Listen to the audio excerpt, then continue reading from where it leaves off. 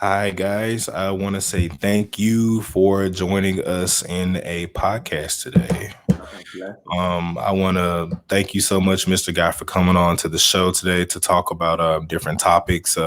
Absence as a father and black families, correct? All families. And all families. Yeah, Cool. yeah. Okay. Well, we're going to correct that and say all families instead. Yes, Because sir. it is something that needs to be talked about in a wide range of velocity. So, yeah. But we want to welcome you to our show, and we thank you so much for taking the time out of your important day to come on and give us your time. And we'll give you a moment to just briefly introduce yourself and your area expertise and a little bit about your background. Okay. Well, thank you. I would like to say Happy New Year to you both.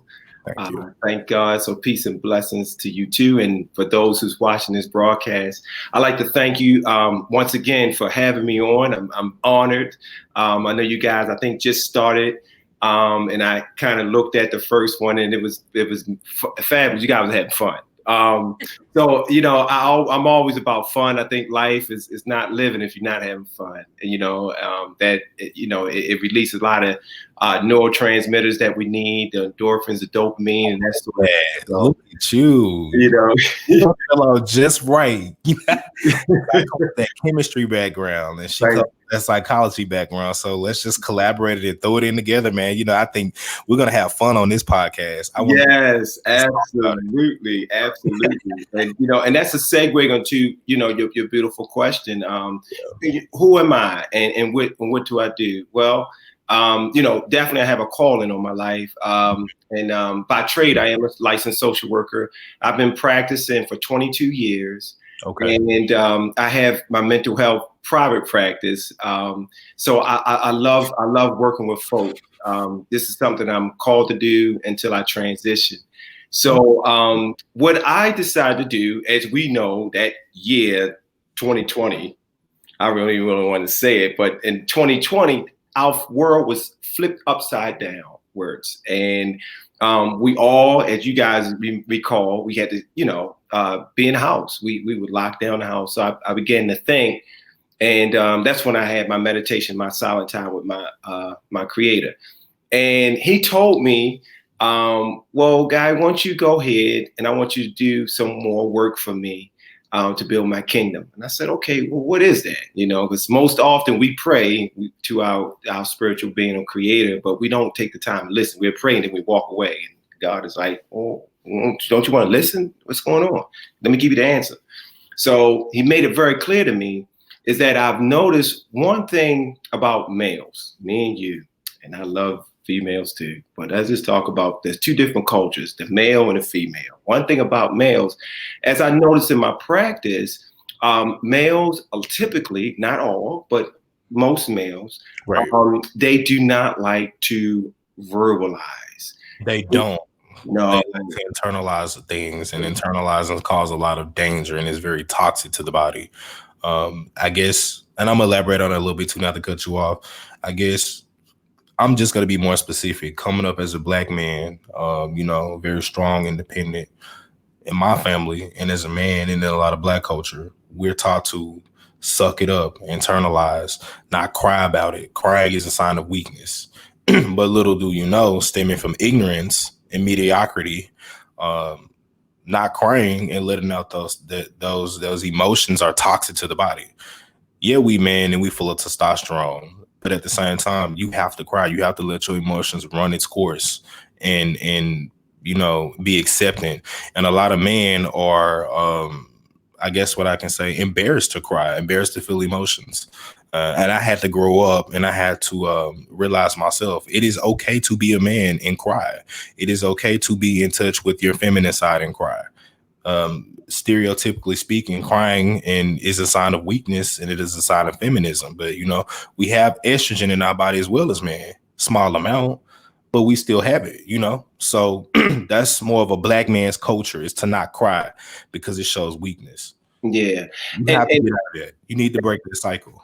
Yeah, I would like to add to what you just said, was so eloquently said, by the way. I appreciate that, man. That, what you just said in a nutshell, it's socialization.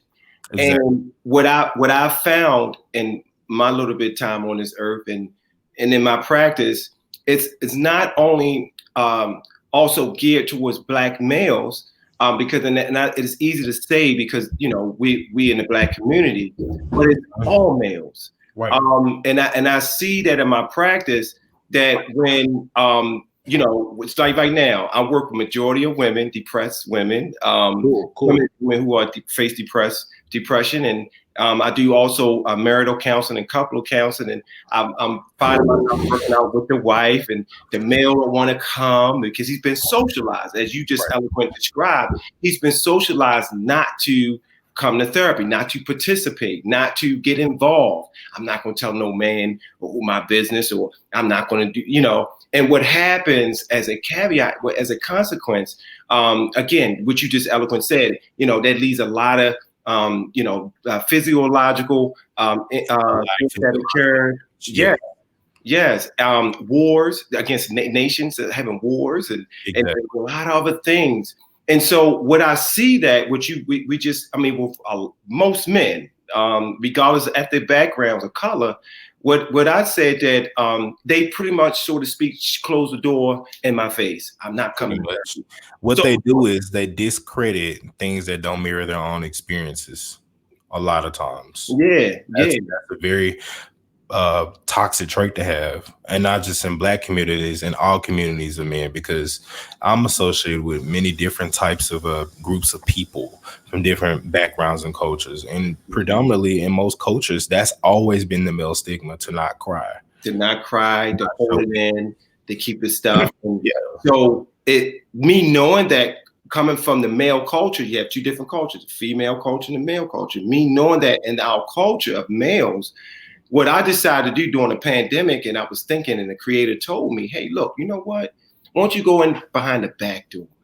And so, since you're beautiful, I would say that the millennials, I mean, you guys, the younger generation, come up with this technology. I always like to use the word technology is in the air. Everything is in the air. Technologically advancement. Yeah, we are moving towards technologically advancement, and is moving very, very fast. Very fast. And so my father used to always tell me, if you're not a spoke in the wheel, it will roll away.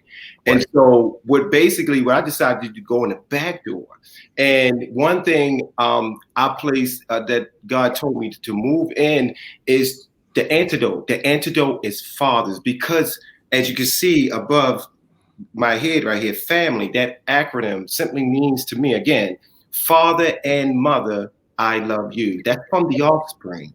And they love their fathers. But when you take the father out, then you have a lot of issues. We have great social programs. We have the political thing that's going on right now. And we have all this stuff in society, but it's the father. It's the father love and nurture and passion. And one thing I know about males, if you're a father out there and you're looking at this, one thing I know, you may be not there present and not raising your children. You may be out drugging or womanizing or whatever you're doing. But one thing I know, you paying that phone bill. And if you pay that phone bill, you pay that phone bill. And if you pay that phone bill, you have access to the internet. And if you have access to the internet, hopefully you'll run across YouTube and run across one of my videos, because the goal is to try to not browbeat them, but to help and heal the father.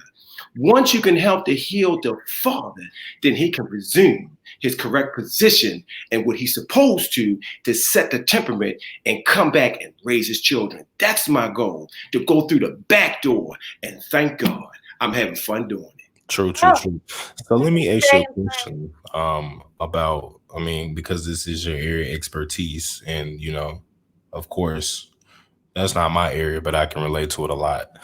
What do you think is the main problem to why father absence exists? Like, what is your philosophy belief in that? Oh my God, that was such a great question, and hopefully I can put a little plug in. People, please go to my YouTube channel. You just go to YouTube app and put in Where are the missing fathers? I have a I have your information in the bio as well. So. Okay, cool. That way, everybody, because I have a series of videos that address that is a loaded question. I don't know if we really have time, but that is a loaded answer to a loaded question. There are an array of issues of why the father absconds, why the father is not there. Like I'm just probably just talk about one because of the sake of time. I would say most often, my philosophy is a lot of times is that the father really doesn't have a good relationship with self.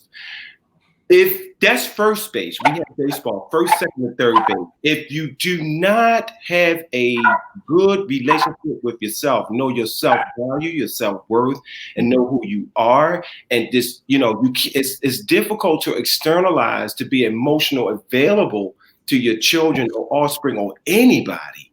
And the most often, sometimes a lot of males and females, they experience trauma in their life. We have a lot of abuse. We have a lot of issues out here, my man, as you can see in society.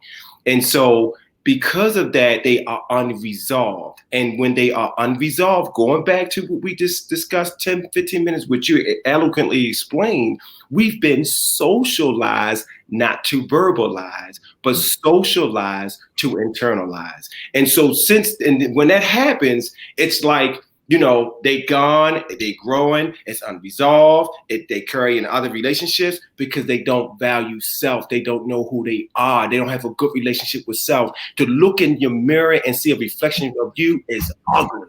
It's scary because they don't put in the work. And most often they don't know how to. And so my philosophy is what do I do? Go to the head, go to the broken. As Frederick Douglass once said, it is easier to raise children to repair the hearts of broken men. And one thing that I know, yes, that may be true, but God sent me to help the broken man and go back. And it's like a layer, it's like an onion layer. Let's go back. Let's help with the healing. And through this wonderful technology, maybe I can go through the back door when he's paying his phone bill and in the secrecy and silence of himself, and where I can just go, hopefully penetrate through the videos and hopefully do a virtual group where we can try to help these and help these men to heal. And one thing I want to say before I let you go, before I let you turn over the mic, one thing I want to say is males, when you're going through the process of healing, you must have pain first. If you don't have pain first, you have to accept it. I agree. I support that 1000%. You have to.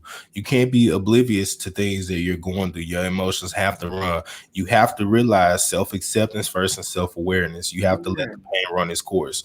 Being oblivious to what you're going through doesn't help it. You run away from it. And I agree with you. There are a array of issues that goes on in America.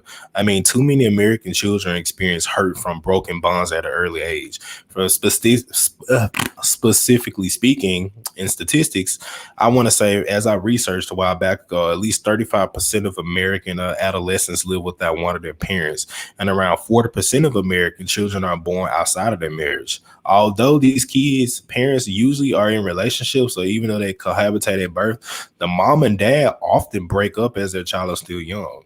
Yeah. So, there are issues that, people go through as a mother and a father, and the child being young, that affects their child. I have a lot of friends who are like that, and I try to talk to them about certain things. And growing up, because for me it's kind of different.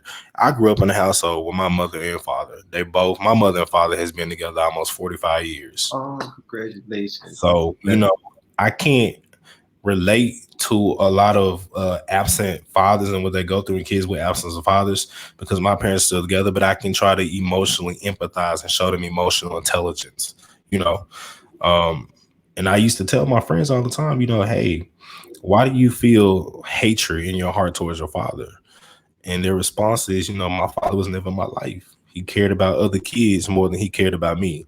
He cared about taking care of other kids and stepkids before taking care of me, and I'm his firstborn and secondborn child. And I don't feel like you have the right to tell me how to feel about my father. Okay, agree. I back off. I can't, tell nobody else how to feel. But, only thing I could do is, when you get older and you went through those type of problems, Try to bond them and mend them. I always look at it like this: everybody has a day where they're going to die. You have to accept reality. You are going to die as a person. I don't Absolutely. want to be dead living knowing that I have broken relationships with people, and Yeah. especially family members. Now, if I can heal those people and rebond and remend those relationships throughout the process of my life, cool, go for it. But if I can't, at least I can say, hey, I tried. Right. So, When I reached out to you, I shared a little bit of my personal story with you. I believe I did. If I Yeah. did, and I'll repeat it now because I also come from a fatherless home. So my rebuttal to sometimes racist white folks who would talk about this in the context of um, absent black fathers, my rebuttal is I have lots of examples in my family of white men who have sadly abandoned their parental responsibilities. So this is certainly not exclusive to the Black community, and so um, I have my own experience, right? I I had a completely absent father, which is in many ways um, healthier, better for the child than one who's sort of in and out and causing harm, right? So in that sense, um, it was better. There's always, of course, a yearning, and from an early age, there's a yearning. I mean, that was evident in my diary, and it was evident in letters that I tried to send to various addresses where I thought he might live.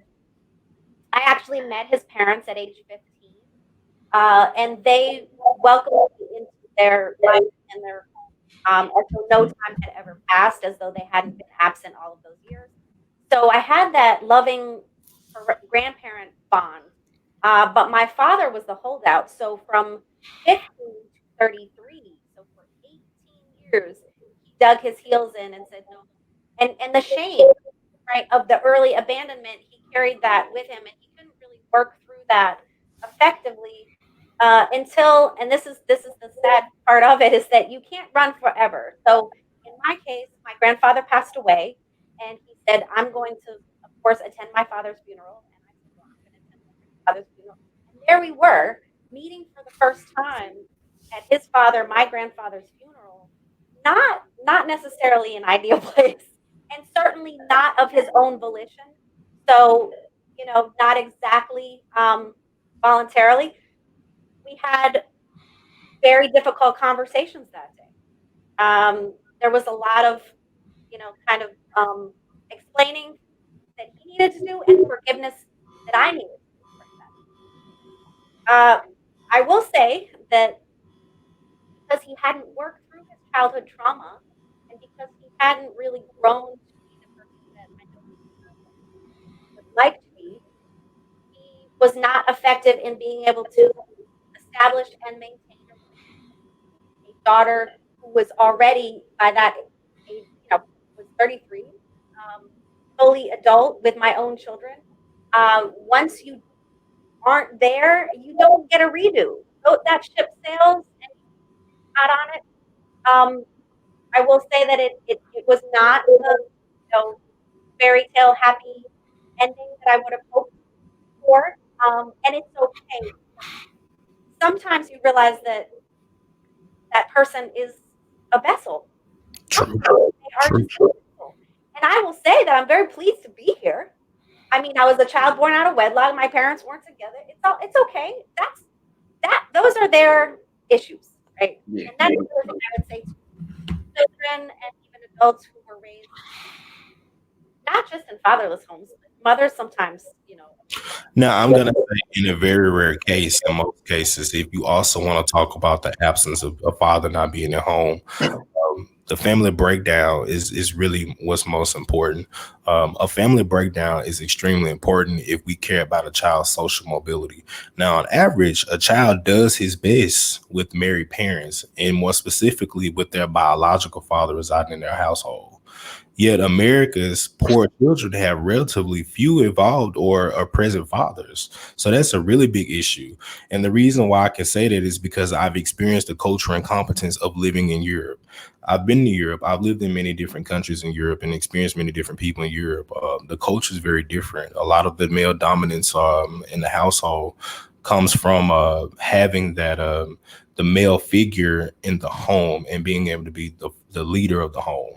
And the man leading the way, the women, protecting themselves and providing for the family and the child, as far as like the washing, just the certain roles that America pretty much don't follow anymore with the white picket fence and everything. So, it's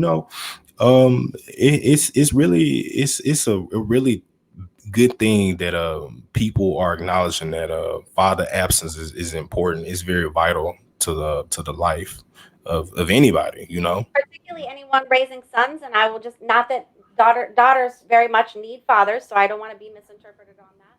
But for example, as a single parent of boys, teenage boys, I can't model for them what it is to be a man in the world. I can't do that. I can do a lot of things for them, but that is one thing that I cannot do. So Yeah. I've tried to fill the void with, various men who are Because we positive need, role models. because we need we need more male figures involved in the household. A woman can't teach a male or another male how to be a man. Only a man can teach another man how to be a man, because a woman don't know how to be a man. And that's when the roles get confused. But what a woman can do is be the best she can be to her children in the case of having an absence role. Now, myself, I'm a man, but I don't have any kids. But you can't tell me that I don't know how to raise a man, because I know what a man go through. I've had talks with my father when it came to about losing virginity, about tying a shoe, riding a bike, those sentimental moments you get to spend with a father being in the household. Things that I didn't feel comfortable about telling my mom that I can run to my dad and talk to my dad about. I looked at my dad as a role model, because all my dad did for the last 50 some years of his life was work. My dad always been the breadwinner of the family. He's always provided. There's never a day I went hungry. There's never a day my family went hungry. My father has been a dedicated, hardworking man in my household as long as I've known him, and he's been there beside my mom, and they're still together right now. So, I look at my dad as a role model too, because he taught me to be disciplined and to know what it feels like to appreciate the value of a dollar. So I thank God that I have had a male figure in my life. My dad plays a very vital role in my life, and he's taught me things that my mom can't teach me. So, and even in today's time, I don't have any kids, but, I have peers that are younger than me that I can mentor and show them, what's right and what's wrong and how to handle certain situations. I'm a role model to a lot of younger people in my life. So, that's just the moral of the whole thing, is being a man. A woman can't teach a man how to be a man. So. What the great thing about you two is that you both subscribe to my channel. And so I refer to you guys as the Healing Army. And we are, because it's a movement, and we all in it together. And I heard you say, I know you don't have any children, but yet you can still contribute to the movement. And you trying your best to be a mother to beautiful boys. And one thing, maybe you can try to share the information with their father, because those are the prototypes that I'm after. So, the great thing about all of this is that we are living. We still in the present. We have the power of now. And this connection of now that we're connecting today, now is top of the roster. It's a blank future. We're moving forward. And we can, one person, I was on LinkedIn, and one person responded. She responded. I was, trying to help her to get her to subscribe, and she gave me a response by saying, well, this doesn't apply to me, because I had my father for 72 years, and he was in my life and involved and everything like that. And normally I'd say, okay. And I was like, okay, God bless you. But I had planted the seed. And the seed is, because I believe when you plant seeds, that is when you are successful. A lot of times we base success on outcomes. So the seed that I planted was, yes, great that your father was involved, just like you, brother. Your father was involved. That's great. But we all are interconnected. How are we interconnected? Because say like there are many fatherless children that are out here. Guess what? They went to prison. And so if they're in prison right now, and us three, we're paying tax dollars, we're paying tax dollars to support them. So We didn't do the crime, but they did. And a lot of times that devolves and comes from fatherless being fatherless. So we all are connected. No matter what, we are connected, and we are here to bless and help others. So like I say, I'm ready. I don't know you guys are, because you guys are campaigning. I see you guys on LinkedIn. Black Lives Matter movement. You got your diversity and that sort of thing. I've been checking y'all out, and I'm sitting up here like, these guys are powerful, man. Y'all are lights. You know what I mean? Right. I appreciate that. Yeah, we have a really strong belief in what we do. Chandra she comes from a civil rights activist background where she's been doing it for over 40 years plus since a child. I mean, honestly, she's worked in some top research universities in America. For me, myself, I'm a world traveler. I specialize in diversity, inclusion, and equability and belonging. I've been in the corporate world for quite some time now, and I work in obviously HR. So I'm experienced in working in fast-paced environments of rapid growth. I've been all over the European Union. I've literally been around the world. Not even 30 yet. I've been places, done things, but I use my experiences as stepping stones to improve other people's life experiences. So, a lot of things I can't relate to a lot of people, but what I can do is show emotional intelligence and show that I'm able to fit in and be cultured in around what they're going through, even though I might not understand it. So, my goal is to dismantle my entire explicit biases that I have, because explicit biases can sometimes get in our way, especially when connecting with different people of different cultures, backgrounds, and religions. So, but yeah. Guy, do you have any advice for single parents? We can't hear you. Your mic. Oh, still can't hear me? Yeah, go ahead. We can now. Okay. I hate this technical issues. And you asked us that too. We apologize. Yeah. I wonder if so you can hear me for sure. I don't go.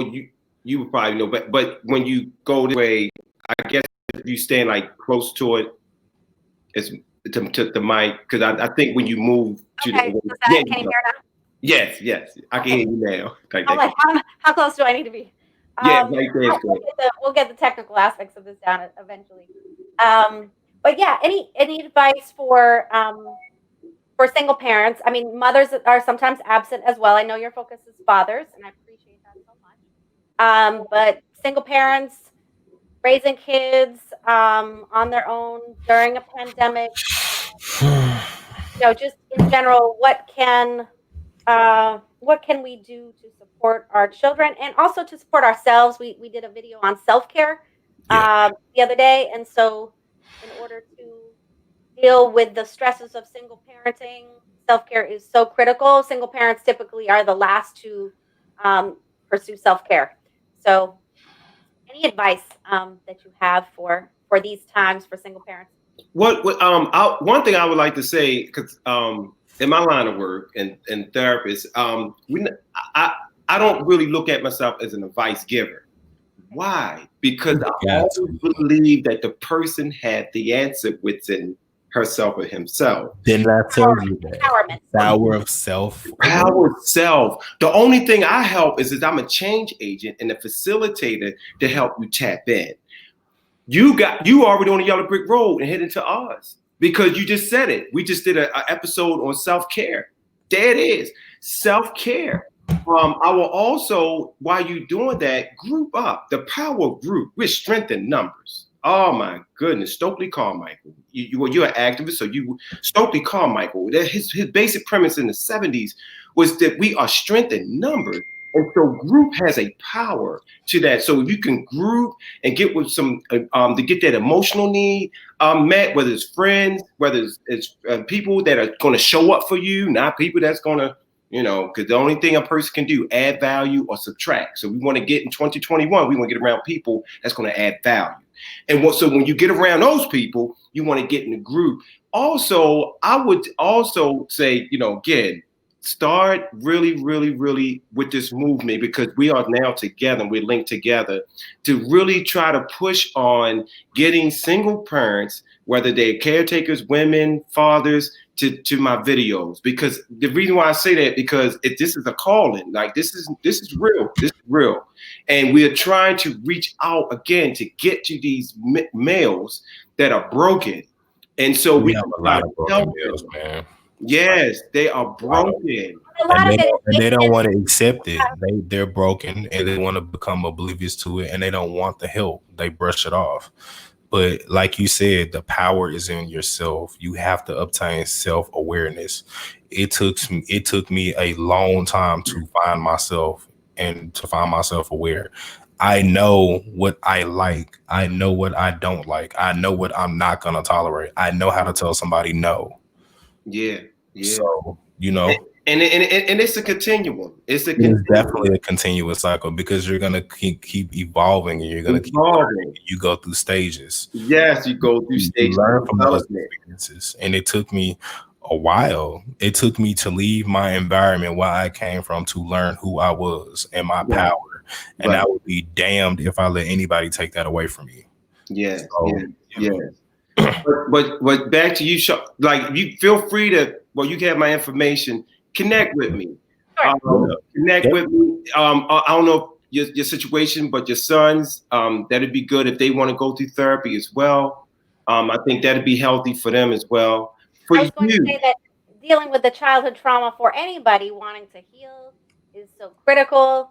It's going to contribute to success in our personal relationships and our work relationships, and it'll manifest in a variety of ways. But one really does have to deal with that childhood trauma. I think for me, the passing of my mother 2 years ago forced me to do that. You know, it forced me to really, I think when a parent passes away, it's an opportunity to reflect on what it means from them, who they were, how that impacts who you are.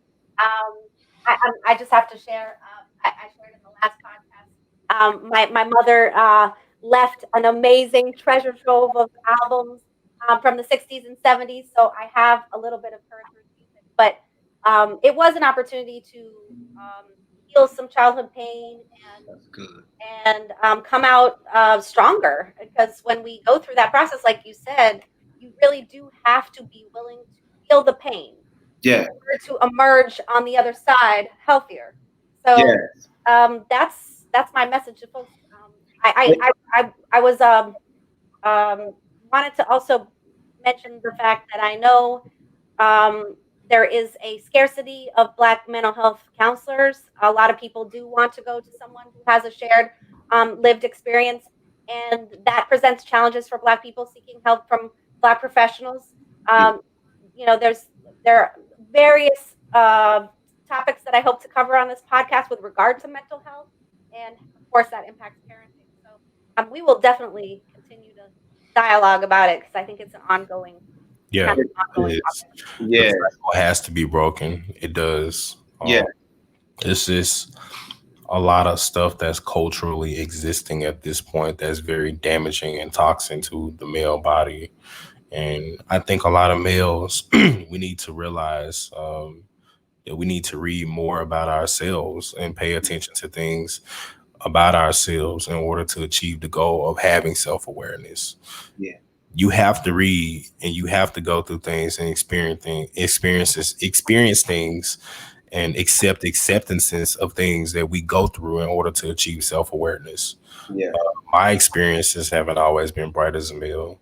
I've had bad run-ins with people. I've been taught bad things by different people, but I still didn't let that dictate the way that I'm going in life. I grew up in a very small town in Mississippi, predominantly Black. And I hung out around a lot of bad people that were not influential in my life. And a lot of the culture there in that area was things that I was taught and I learned from other people that wasn't good. But as I got older and began to learn about myself, read things about myself, find my interests and my values and my standards, it catapulted me to another level of thinking. I'm not the same person I was when I left Mississippi, and I never will be that person again, because I'm smarter now. I've gained self-acceptance and self-awareness.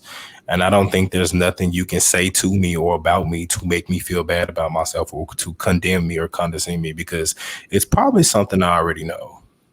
And I'm okay with that. Yeah.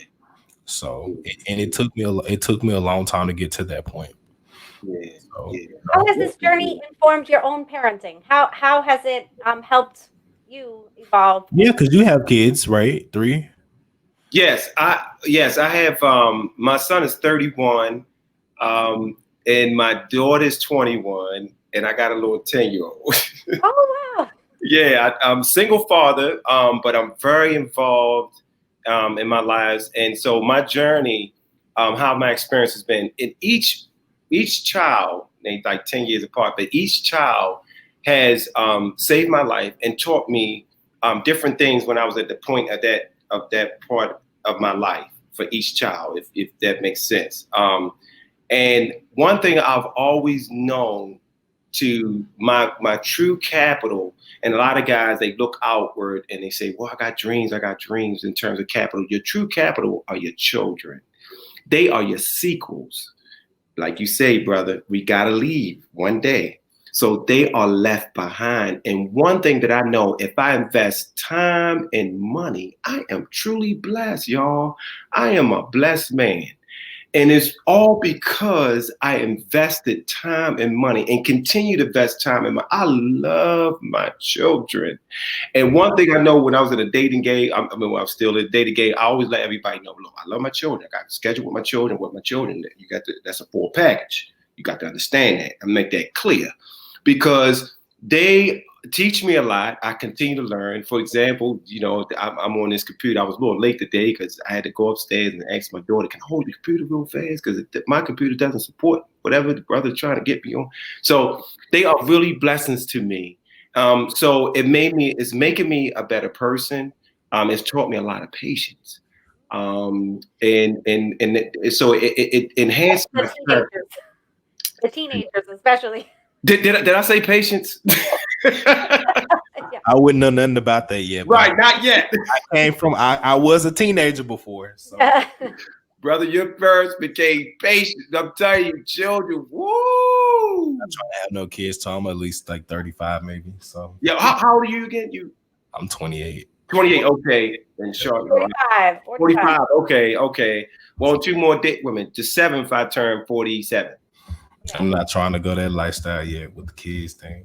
I mean, if you're trying to lose your ego, teenagers. I feel like I got a lot more things to accomplish in my life before I try to bring a child in the world. So, but I want to make sure that I'm financially prepared for that. Yeah. Kids are expensive, and I want the best lifestyle for my child that I can have. So, yeah, for me, that's important. I'm not going to bring a child in this world drowning in poverty. I'm not doing that. That's a big no for me.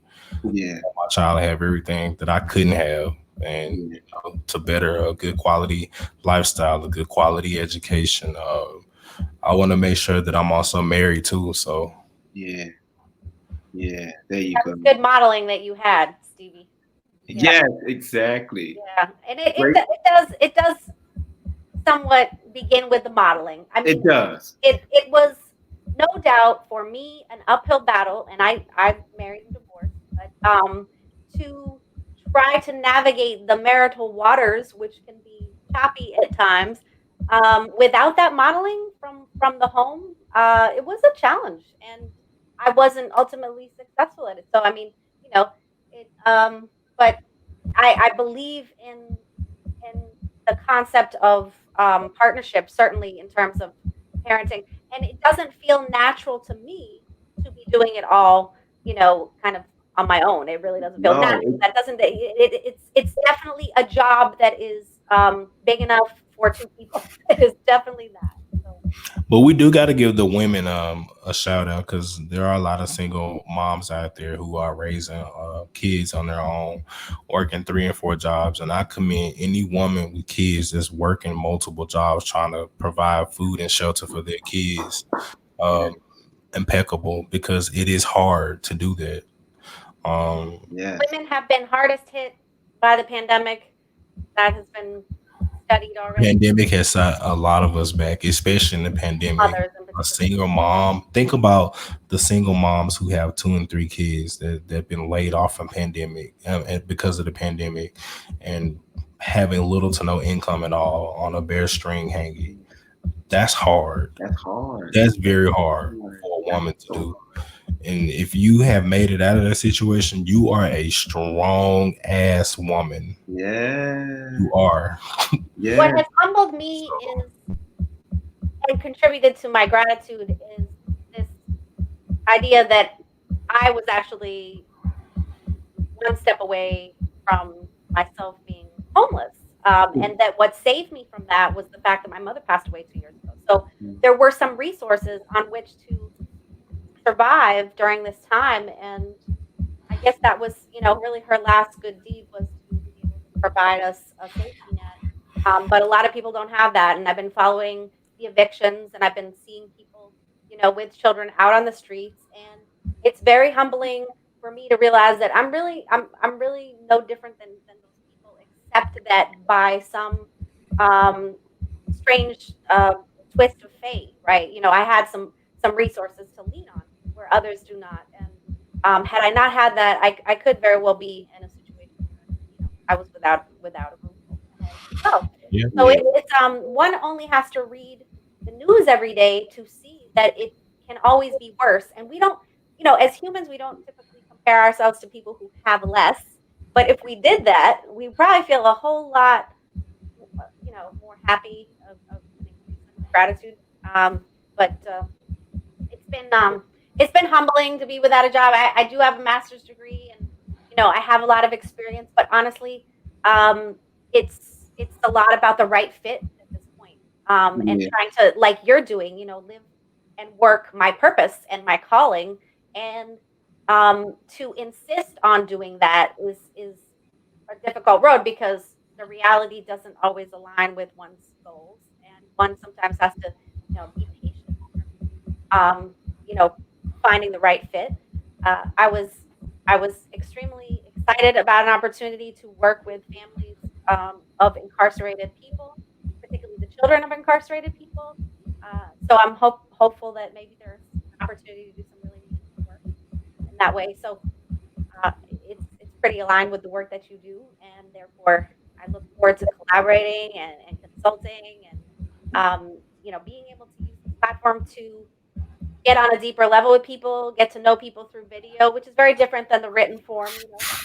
I mean, I see the comments that people leave. I can watch their videos, but this is really a unique opportunity, especially during a pandemic, to connect in this way. When I don't talk to adults. I don't know. You're a single parent too, so my adult conversations are very limited, and teenage boys don't really want to, like you said, talk very much. So, yeah.